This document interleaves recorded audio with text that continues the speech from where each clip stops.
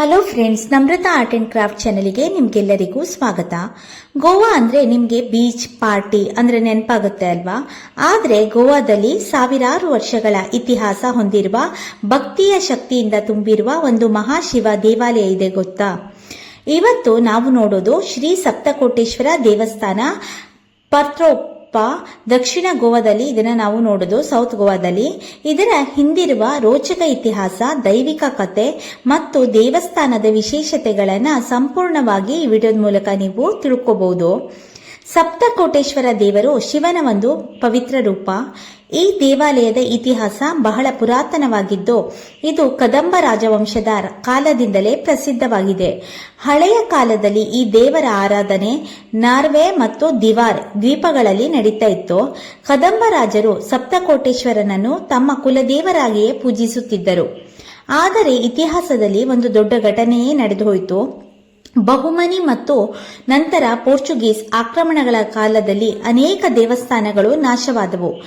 ಈ ಸಮಯದಲ್ಲಿ ಸಪ್ತಕೋಟೇಶ್ವರ ಲಿಂಗವನ್ನ ಸಹ ಅಪಮಾನಕ್ಕೆ ಒಳಪಡಿಸಲಾಯಿತಂತೆ. ಇದು ಇತಿಹಾಸ ಹೇಳುತ್ತೆ. ಆದರೆ ನಂಬಿಕೆಯ ಶಕ್ತಿ ಇಲ್ಲಿಗೆ ನಿಲ್ಲಲಿಲ್ಲ. ಸ್ಥಳೀಯ ಭಕ್ತರು ಮತ್ತು ನಾಯಕರಾದ ನಾರಾಯಣ ಶೇವ್ಣಿ ಸೂರ್ಯರಾವ್ ಅವರು ಆ ಲಿಂಗವನ್ನ ರಕ್ಷಿಸಿ ಸುರಕ್ಷಿತ ಸ್ಥಳಕ್ಕೆ ತಂದ್ರಂತೆ. ನಂತರ ಕಾಲಕ್ರಮೇಣ ದೇವಸ್ಥಾನವನ್ನ ಮತ್ತೆ ನಿರ್ಮಿಸಿ ಭಕ್ತಿಯ ಬೆಳಕು ಮತ್ತೆ ಬೆಳಗಲಾಯಿತು. ಇಂದು ಫರ್ತೋಪಾದಲ್ಲಿರುವ ಈ ದೇವಾಲಯ ಅತ್ಯಂತ ಸುಂದರವಾಗಿ ಪುನರ್ ನಿರ್ಮಿಸಲಾಗಿದೆ.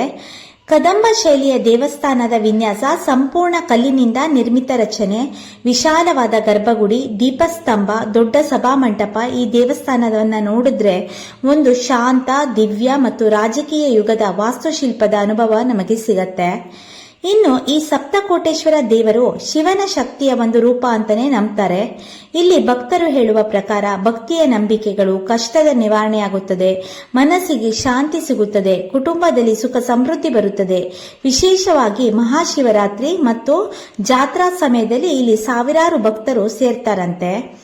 ಇನ್ನು ಇದು ಇರೋದು ಪರ್ತೋಪ, ಕ್ವೇಕ್ಪೆಮ್ ತಾಲೂಕು, ದಕ್ಷಿಣ ಗೋವಾದಲ್ಲಿ ನಾವು ನೋಡ್ತೀವಿ. ಇಲ್ಲಿ ದೇವಾಲಯ ತೆರೆದಿರುವ ಸಮಯ ಅಂತ ನೋಡೋದಾದ್ರೆ ಬೆಳಗ್ಗೆ 6 ಗಂಟೆಯಿಂದ 12 ಗಂಟೆ ತನಕ ತೆಗೆದಿರುತ್ತೆ.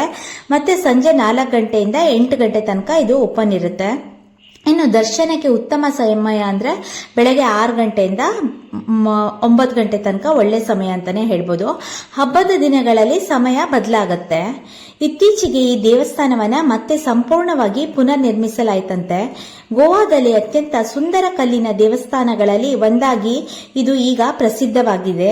ಇದು ಕೇವಲ ದೇವಸ್ಥಾನ ಅಲ್ಲ, ಇದು ಇತಿಹಾಸ, ಭಕ್ತಿ ಮತ್ತು ಸಂಸ್ಕೃತಿಯ ಜೀವಂತ ಸಂಕೇತ. ಸ್ನೇಹಿತರೆ, ಈ ವಿಡಿಯೋ ನಿಮ್ಗೆ ಏನಾದರೂ ಇಷ್ಟ ಆದ್ರೆ ಇಂತಹ ಇನ್ನಷ್ಟು ದೇವಸ್ಥಾನಗಳ ಇತಿಹಾಸ ತಿಳಿಯಲು ನನ್ನ ಚಾನಲ್ಗೆ ಲೈಕ್ ಮಾಡಿ, ಶೇರ್ ಮಾಡಿ, ಹಾಗೆ ಸಬ್ಸ್ಕ್ರೈಬ್ ಮಾಡಿ. ಮುಂದಿನ ವಿಡಿಯೋದಲ್ಲಿ ಮತ್ತೆ ಒಂದು ಅದ್ಭುತ ಸ್ಥಳದ ಜೊತೆಗೆ ಭೇಟಿಯಾಗೋಣ. ಹರ ಹರ ಮಹಾದೇವ್, ಜೈ ಮಹಾದೇವ್. Thank you.